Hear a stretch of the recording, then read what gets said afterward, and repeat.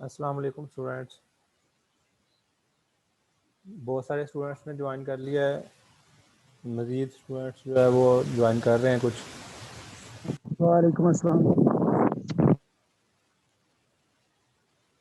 मैंने Google classroom में एक क्वेश्चन जनरेट किया है अटेंडेंस के लिए।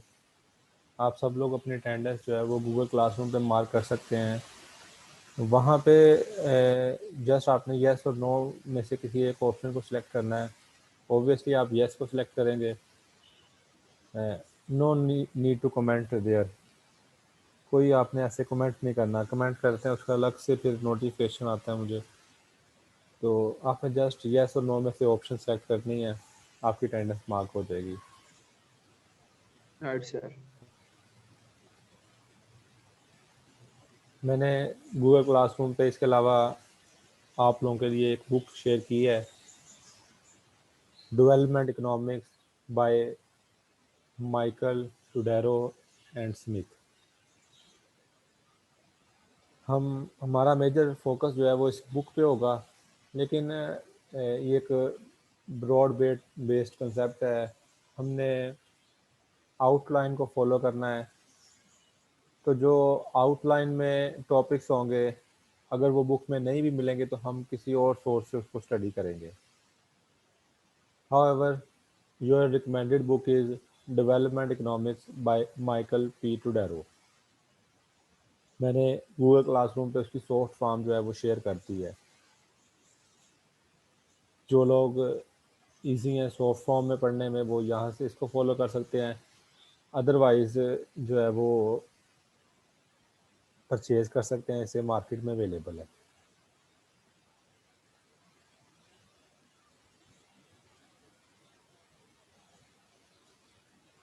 गूगल क्लासरूम में सिर्फ वही स्टूडेंट्स, आप कोशिश कीजिएगा सिर्फ अपनी एक आईडी से ही ज्वाइन करें गूगल क्लासरूम को। बाज़ बात आप डिफरेंट आईडी से जो है वो गूगल क्लासरूम को आप लोगों ने ज्वाइन किया होता है, और फिर एग्ज़ाम डेज में ट्रबल होती है कि आप किस आईडी से आपने पेपर सोल्व करना है या इस तरह के मसाइल आते हैं। तो आप अपने एक ही आईडी से जो है वो गूगल क्लासरूम को ज्वाइन कीजिएगा। CR GR अगर कोई आउटसाइडर वगैरह गूगल क्लासरूम में मौजूद हो तो आप काइंडली उसको जो है ना वो मुझे रिपोर्ट कर दीजिएगा, मैं उसको फिर एक्सक्लूड कर दूंगा। और इसी तरह व्हाट्सएप ग्रुप में भी आप देख लीजिएगा, कोई आउटसाइडर हो तो हम उसको रिमूव कर देंगे। और दूसरा ये कि अगर कोई रिपीटर आता है तो वो परमिशन लेगा, ऑब्वियसली अपना नोटिफिकेशन दिखाएगा, फिर हम उसको शामिल करेंगे। हम अपने लेक्चर को स्टार्ट करने के लिए मैं आप लोगों के साथ स्क्रीन शेयर करता हूँ।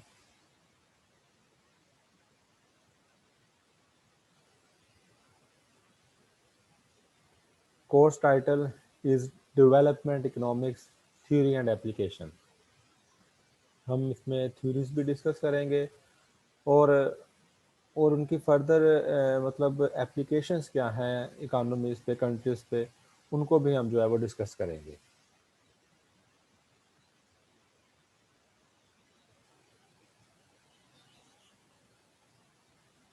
सबसे पहले मैं आप लोगों को कोर्स कंटेंट्स के बारे में बताना चाहता हूँ, आउटलाइन के बारे में बताना चाहता हूँ, जो MS इकोनॉमिक्स की स्कीम ऑफ स्टडी में अप्रूव्ड है, ताकि आप लोगों को आइडिया हो कि हमने थ्रू आउट द सेमेस्टर जो है वो कौन से टॉपिक्स जो है वो डिस्कस करने हैं। फर्स्ट टॉपिक है development economics scope, need and importance as a separate discipline. कि हम उसे एज ए सेपरेट डिसिप्लिन जो है वो क्यों स्टडी करते हैं,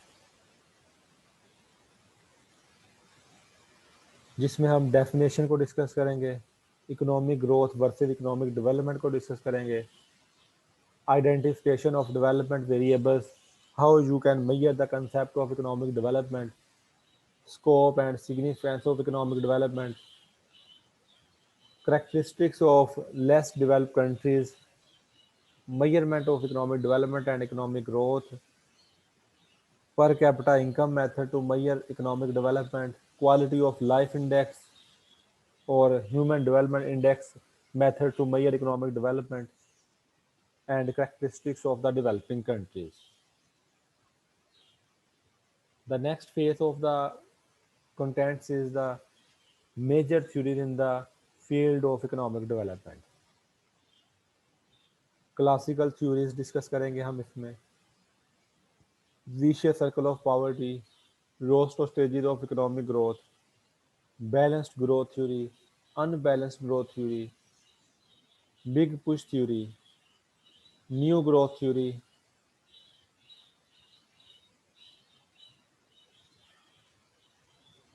market friendly approach, structuralist theory, dependency theory, false paradigm model,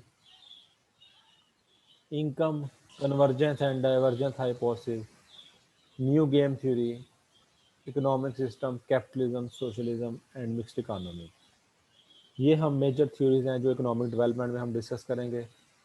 इसके अलावा हम और टॉपिक जिनमें एग्रीकल्चर एंड इंडस्ट्री से रिलेटेड, एग्रीकल्चर इंडस्ट्री के कुछ मॉडल हैं जिनमें लिवस टू सेक्टर मॉडल या आप कह सकते हैं surplus labour model, re and fairness model and green revolution, dualism, complementaries between agriculture and industry. उसके अलावा population, education and human capital पे हम डिस्कशन करेंगे। पॉपुलेशन प्रॉब्लम डिस्कस करेंगे, demographic transition, the contribution of education to development, human capital accumulation and market failure.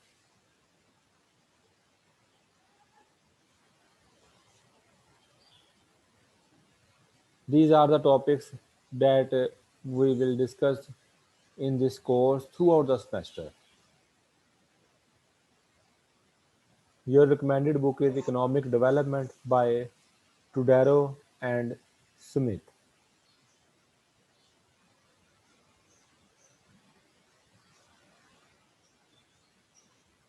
सबसे पहले हम इस पॉइंट को डिस्कस करना चाहते हैं कि why we need to study development economics as a separate discipline. कि हम इकोनॉमिक डेवलपमेंट को एक सेपरेट डिसिप्लिन क्यों स्टडी करते हैं। ये एक लॉन्ग डिबेट है। अगर आप डेवलपमेंट इकोनॉमिक्स की बुक को थ्रू आउट स्टडी करेंगे तो आपको देखने में आएगा वेरी स्टार्ट में यही डिस्कशन होगी कि हम डेवलपमेंट इकोनॉमिक्स को एज ए सेपरेट डिसिप्लिन क्यों स्टडी करते हैं। नंबर ऑफ रीजन हैं जिनमें से कुछ मैं एक्सप्लेन करता हूँ। जो एक मेजर रीज़न है वो ये है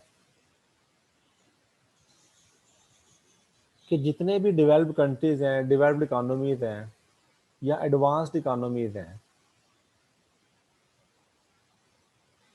उन यूनिवर्सिटीज़ में जो हाई डिग्रीज़ हैं, उनकी यूनिवर्सिटीज़ में जो हायर डिग्रीज़ हैं, हायर एजुकेशन है, लाइक पीएचडी प्रोग्राम्स हैं, रिसर्च प्रोग्राम्स हैं, उनमें जो स्टूडेंट्स एनरोल होते हैं उनका मेजर प्रपोर्शन जो है वो डेवलपिंग कंट्री से आता है।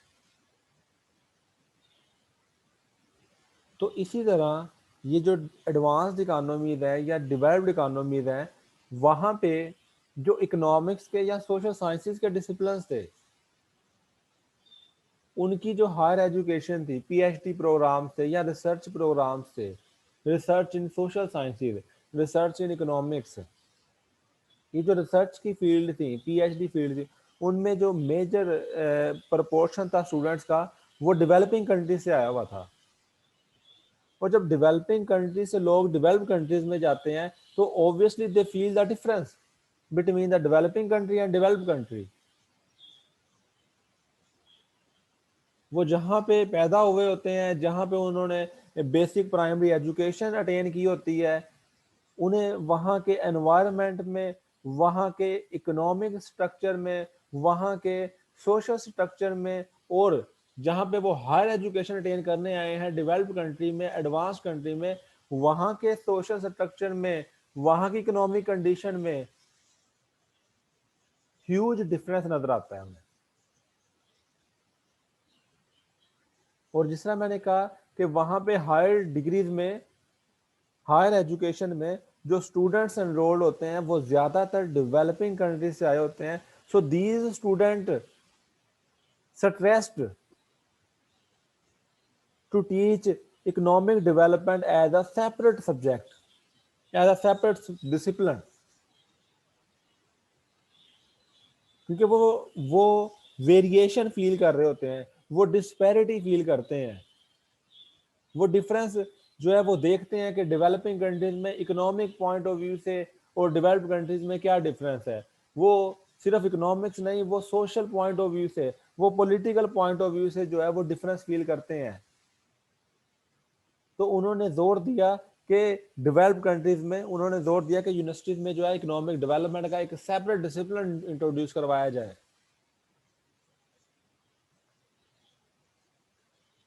ताकि जो डेवलपिंग कंट्रीज हैं उन पे भी काम किया जा सके.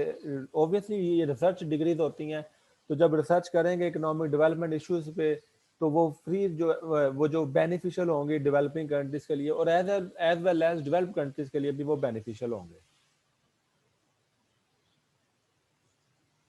तो डेट्स वाई जो है वो इकोनॉमिक डेवलपमेंट को एक सेपरेट डिसिप्लिन जो है वो इंट्रोड्यूस करवाया गया. और बहुत सारी यूनिवर्सिटीज हैं जो पीएचडी जो है इन डेवलपमेंट इकोनॉमिक्स इंट्रोड्यूस करवाते हैं. और मेजर जितने भी ग्रेजुएट हो रहे हैं या हायर डिग्री में रिसर्चर प्रोड्यूस हो रहे हैं, उनकी फील्ड आप देखेंगे डेवलपमेंट इकोनॉमिक्स होगी. ये एक मेजर रीजन थी डेवलपमेंट इकोनॉमिक्स को as a separate discipline introduce करवाने की.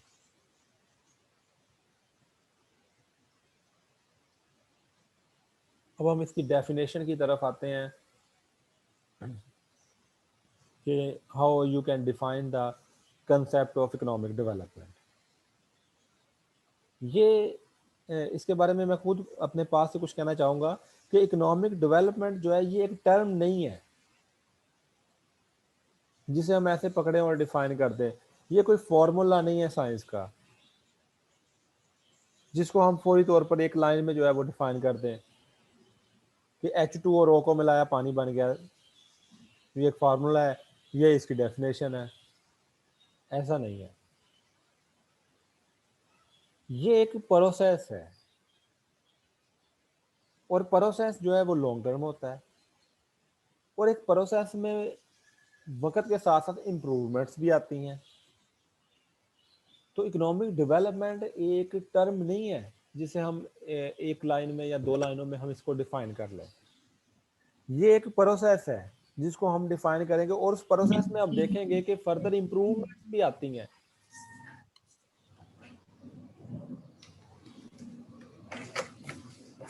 बेटा माइक सब लोग ऑफ कर लिया करें, आप लोगों की बड़ी मेहरबानी होगी.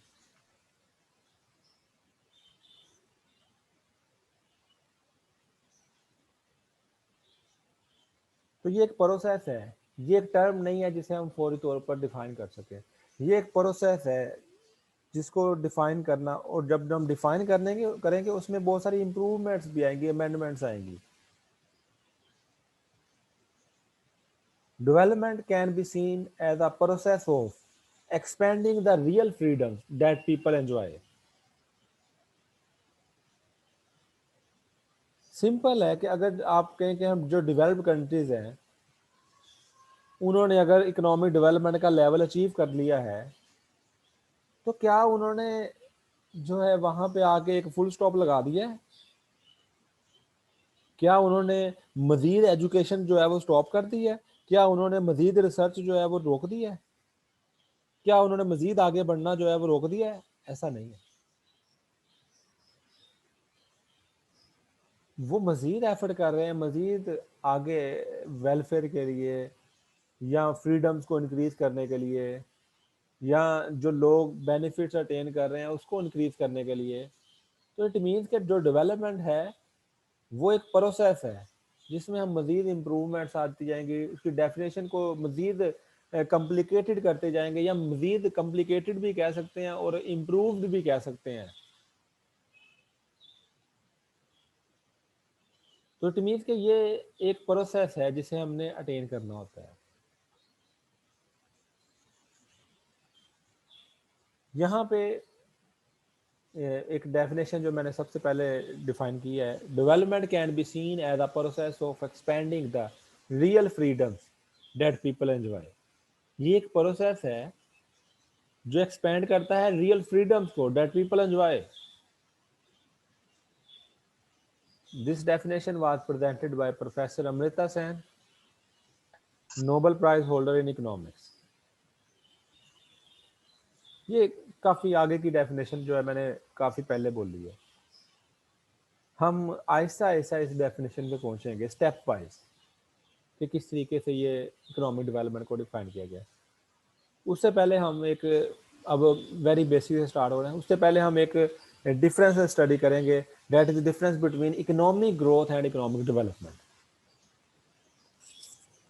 बहुत सारे स्टूडेंट्स या बहुत सारे लोग जो हैं वो इन कंसेप्ट को सेम कंसीडर करते हैं, but there is a huge difference between economic growth and economic development.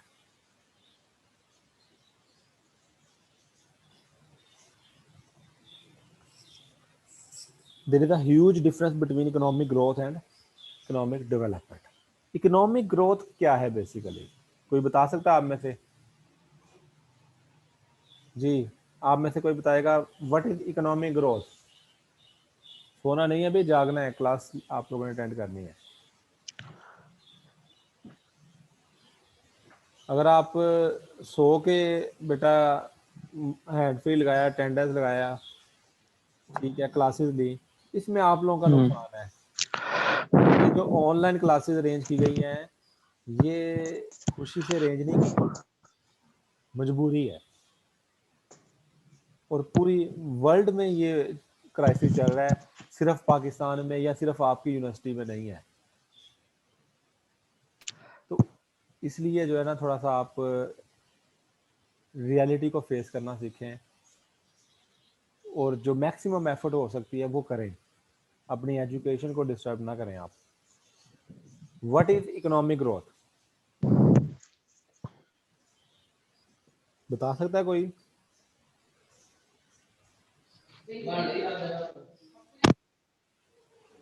कोई टाइम पीरियड के हिसाब से इशिया की मकदार इंक्रीज हो या इस्तेमाल की जाए, उसे इकोनॉमिक ग्रोथ कहा जाता है। अशिया की मकदार का मुझे कैसे पता चलेगा? प्रोड्यूस होना। प्रोडक्शन बड़ी है, हम प्रोडक्शन को किससे हाँ मेजर जी। करते हैं? हम प्रोडक्शन को किससे बेटा मेजर करते हैं? सही कहा है आपने भाई, मैं आपको कुछ नहीं कह रहा, बस उसको थोड़ा सा इम्प्रूव करने की, आपसे इम्प्रूव करवाने की कोशिश कर रहा हूँ आपके वर्ड्स को। प्रोडक्शन इंक्रीज हुई है, प्रोडक्शन आप कह रहे हैं कि उसको हम इकोनॉमिक ग्रोथ कहते हैं, उसके इंक्रीज होने को। तो हम प्रोडक्शन इंक्रीज होना जो है उसको कैसे देखते हैं, उसको कैसे मेजर करते हैं? जीडीपी की मदद से। जीडीपी की। तो फिर आप ऐसे कह लो ना कि अगर जीडीपी इंक्रीज होती है तो हम उसको कह लेंगे कि इकोनॉमिक ग्रोथ है।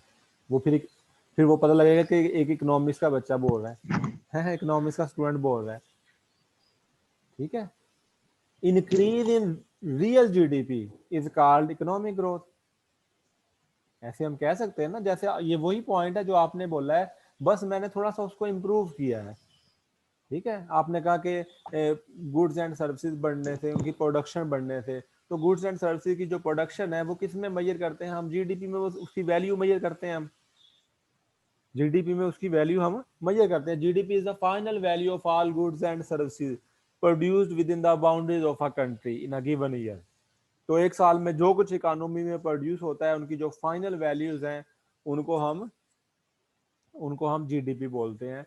तो इकोनॉमिक ग्रोथ क्या है कि अगर आपकी जीडीपी इंक्रीज हो रही है, अगर मजीद उसे कहना चाहते हैं तो रियल जीडीपी आपकी इंक्रीज हो रही है।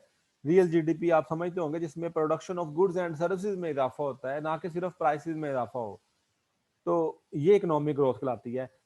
ऑन द अदर हैंड, यहाँ पे आप इकोनॉमिक ग्रोथ को मजीद भी जस्टिफाई ऐसे कर सकते हैं, increase in per capita income is called economic growth, ठीक है। मैं देखें, मैंने इकोनॉमिक ग्रोथ को 3 तरीके से डिफाइन किया यहाँ पे।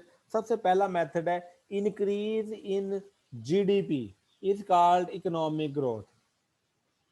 Increase in GDP is called economic growth. ये सबसे इसकी ट्रेडिशनल डेफिनेशन है इकोनॉमिक ग्रोथ की। देखें इकोनॉमिक ग्रोथ में तो फिर इसका मतलब है कि अगर प्राइस लेवल में इजाफा हो जीडीपी तो तब भी बढ़ जाएगी,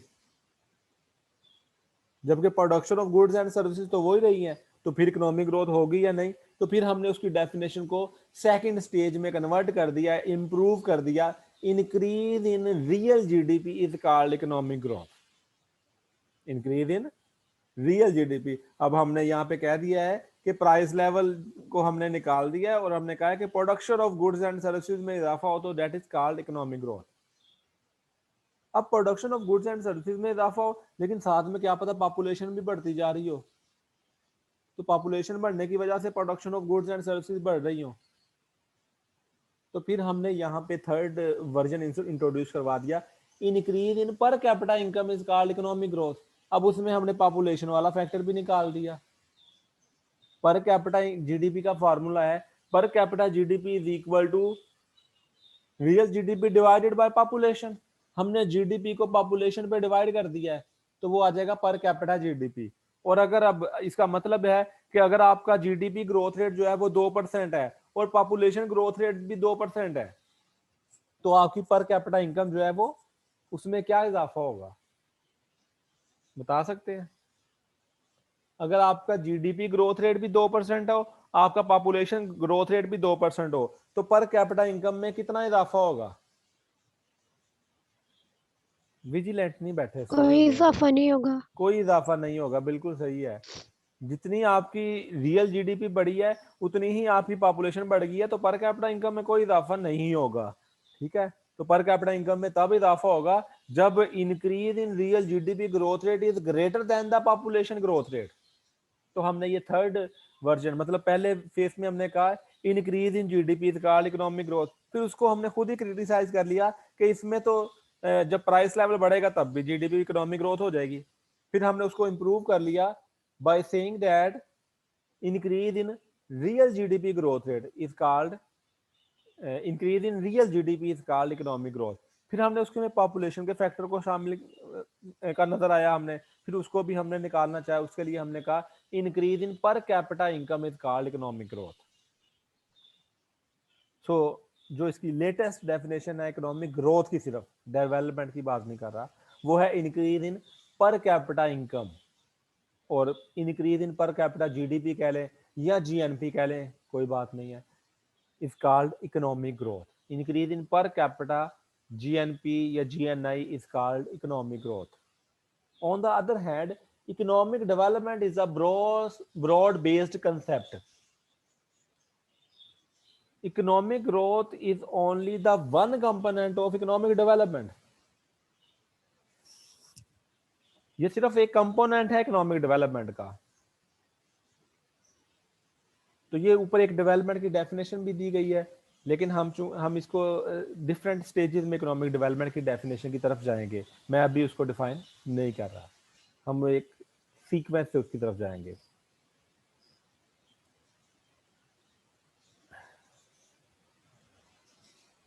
अब हम ये देखना चाह रहे हैं कि डेवलपिंग वर्ल्ड में और डेवलप्ड कंट्रीज में क्या डिफरेंस था, और ये डिफरेंसेस की वजह से जो है इन्होंने मोटिवेट किया स्टूडेंट्स को, टीचर्स को, रिसर्चर्स को कि वो इकोनॉमिक डेवलपमेंट को एज ए सेपरेट डिसिप्लिन जो है वो स्टडी करें।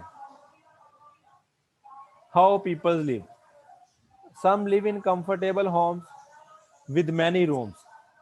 They have more than enough to eat, are well clothed and healthy, and have a reasonable degree of financial security. And others, as nearly 7 billion people, are much less fortunate. They may have inadequate food, shelter, their health is often poor, they may not know how to read or write, and they may be unemployed. आप देख सकते हैं कि कितनी disparity है through out the world. एक तरफ लोग हैं जो कंफर्टेबल होम्स में रह रहे हैं विद मैनी रूम्स, अच्छा खाते हैं, अच्छा पहनते हैं, अच्छी हेल्थ है, फाइनेंशियल सिक्योरिटी है। जबकि दूसरी तरफ ऐसे लोग हैं जो कि पॉपुलेशन का तकरीबन 85% बनते हैं, जो ऐसे कंट्रीज में रह रहे हैं जहां पे उनको मुनासिब फूड और शेल्टर मौजूद नहीं है, उनकी सेहत जो है वो पुअर है, वो नहीं जानते कि कैसे पढ़ना है, कैसे लिखना है, और मे बी वो अनएम्प्लॉयड भी हो।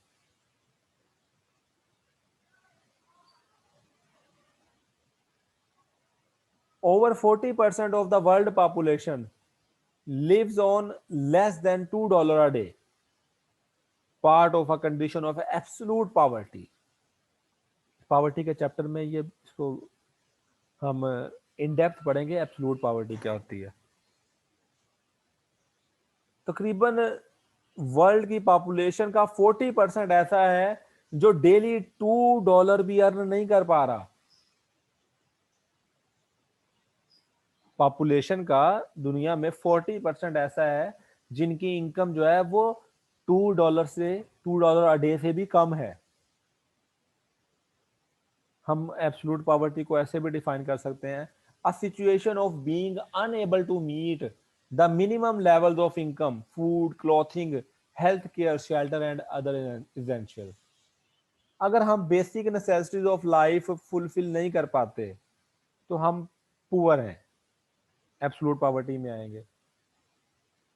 बेसिक नेसेसिटीज ऑफ लाइफ पहले 3 थी, अब 5 हो गई हैं। डेवलप कंट्रीज के मुताबिक आप कह रहे हैं कि 5 हैं, और अभी कुछ कंट्रीज जो हैं वो 3 पे ही फंसे हुए हैं। फूड, क्लॉथ, शेल्टर, ये फर्स्ट 3 हैं, फूड, क्लॉथ, शेल्टर, और 2 जो बाद में ऐड की हैं वो है हेल्थ एंड एजुकेशन। तो ये 5 बेसिक नेसेसिटीज ऑफ लाइफ हैं। अगर आप ये अटेन नहीं कर रहे तो ये आप पुअर हैं। तो यहाँ पे अगर हम उसे मैथमेटिकली कहें या नॉमिनल इनकम की टर्म्स में मेजर करना चाहें, तो अगर आप $2 इनकम डेली अर्न नहीं कर पा रहे, you will be considered as a poor.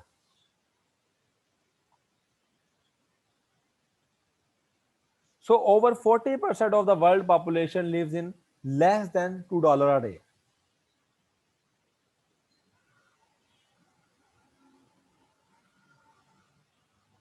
Average family size in developed countries consists of 4 members,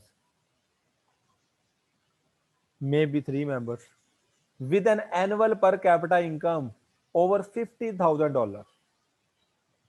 अगर आप डेवलप्ड कंट्रीज में फैमिली साइज देखें तो 4 यहाँ पे बताया गया है। कुछ कंट्रीज में 3 है, बरतानिया में आप देखें। पाकिस्तान में यार पाकिस्तान की बात भी हो जाती है बेटा, सब्र करें। दोनों साइड बतानी है ना, पहले डेवलप बता लेता हूँ फिर डेवलपिंग बताता हूँ। 4 है। यूएसए को देखें वहां पे 3 होगा, यूके को देखें 3 होगा। तो ये एवरेज बताया गया डेवलप कंट्रीज में, तो वो 4 है, जिनमें से हर एक की इनकम एनुअल पर capita income is $50,000। Comfortable house with a small garden, 2 cars, separate bedroom for each children. ठीक है, 2 मियाँ बीवी हैं, 2 बच्चे हैं।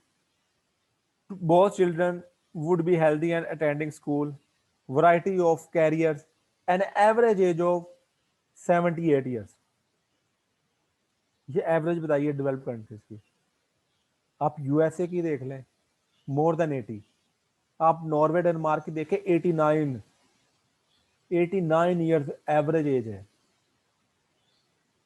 ठीक है, फीमेल की लगाएं तो वहां पे 92 है और मेल की तकरीबन 87 है, तो एवरेज जो है वो 89-90 ईयर्स के नजदीक बनती है। ऑन द अदर हैंड, अगर आप दूसरी तरफ डेवलपिंग कंट्रीज की बात करें, now let us examine a typical extended family in poor rural areas of south Asia. South Asia एक डेवलपिंग रीजन है।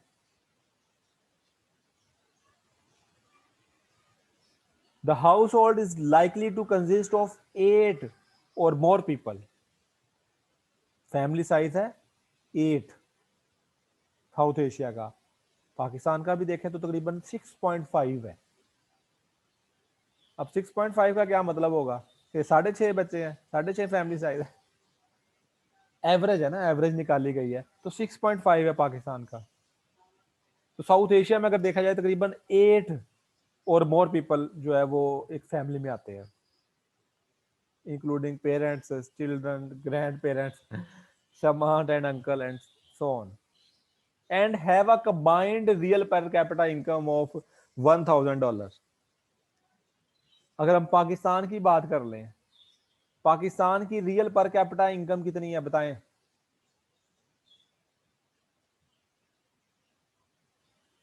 बेटा बताएं भैया, आप लोग मोबाइल से सर्च करने की जरूरत नहीं है, वैसे ही बता दें, गलत बता देंगे तो कुछ नहीं होगा। सर ऑलमोस्ट 5,000 5,000 अभी डॉलर। देख के बता रहे हो? नहीं सर, जुबानी बता रहे हो, ये अच्छी बात है। जी सर मेजर इश्यूज में पड़ा था। 5,000 आगे क्या है पूरा बेटा जी सर, बताएं? जी सर 5,000 देख के। चलो देख के बता दें, अच्छी बात, कोई बात नहीं, देखें तो सही। 5,000 क्या बेटा? 5,000 रुपीज पूरा बताइएगा ना बेटा। $5,000 पर एनुअल पर कैपिटा इनकम, ऐसे कहना चाह रहे हो? है फिर ठीक है, तकरीबन इतनी है। अभी बहुत सारे बच्चों कंफ्यूज पता नहीं हुए हैं कि नहीं, जो पढ़ने वाले हैं वो शायद हुए हों कि ये इतनी ज्यादा तो है नहीं पाकिस्तान की, इसने इतनी ज्यादा क्यों बता दी है? हाँ भी इतनी ज्यादा क्यों बता दी है? मैं कहता हूं पाकिस्तान की पर कैपिटा इनकम जो है वो 1,500-1,600 डॉलर है। किसी को एतराज है बेटा? सर ये मेजर इश्यूज में पड़ा था पर कैपिटा इनकम, हाँ बेटा ठीक है, वहां से मुझे याद। नहीं आपने सही बताया है। मैं बच्चों के आप लोगों के अंदर, आप लोग पूछते नहीं हैं, आप लोगों के अंदर हिडन क्वेरीज होती हैं, मैं उसको खुद ही बोल के खुद ही एक्सप्लेन करने की कोशिश कर रहा हूँ। आप लोग तो गूंगे हैं सारे, तो इसलिए शायद किसी ने पढ़ा हो कि पाकिस्तान की पर कैपिटा इनकम जो है वो 1,530 या 1,630 डॉलर है। शायद मैंने आप लोगों के पेपर में भी पूछा हो और ये ऑप्शन दी हो, मैक्रो इकोनॉमिक्स के पेपर में शायद, या जो मैंने मॉक टेस्ट बनाया था उसमें शायद मैंने पूछा हो। यार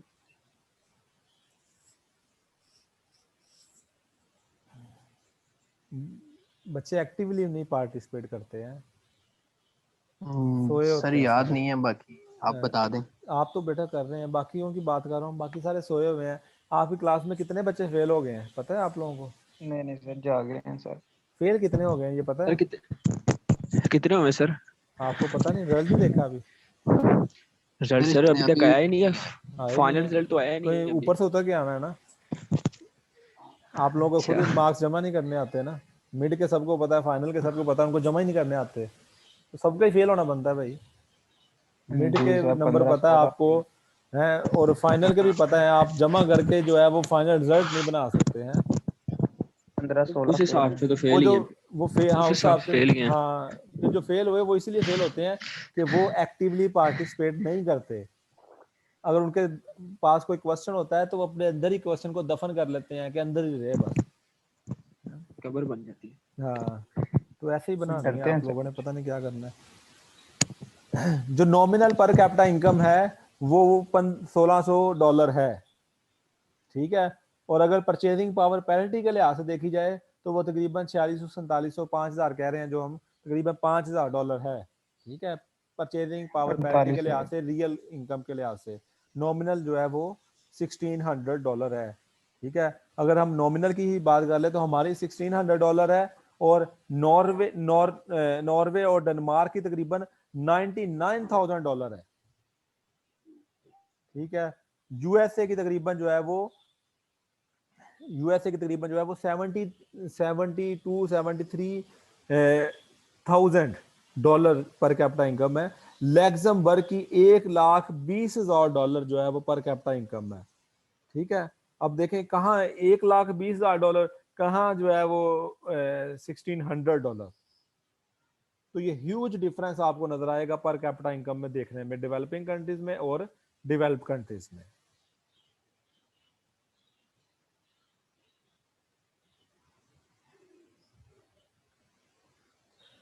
The father, mother, uncle, and older children must work all day on the land. The adults cannot read or write. The younger children attend school irregularly and cannot expect the process beyond a basic primary education. The house has no electricity, sanitation, and fresh water supply. ये basically हम comparison कर रहे हैं developing nation का और advance nation का। Subsistence economy, an economy in which production is mainly for personal consumption and the standard of living yields little more than basic necessities of life, food, shelter and clothing। मतलब major हमारी labour force है वो agriculture sector में engage है और उसके बावजूद हम सबसिस्टेंस इकोनॉमी लेवल पे हैं, मतलब हम अपने गुजारे के लिए ही प्रोडक्शन कर रहे हैं, उससे ज्यादा प्रोड्यूस नहीं कर रहे। सबसिस्टेंस इकोनॉमी हम उससे बोलते हैं।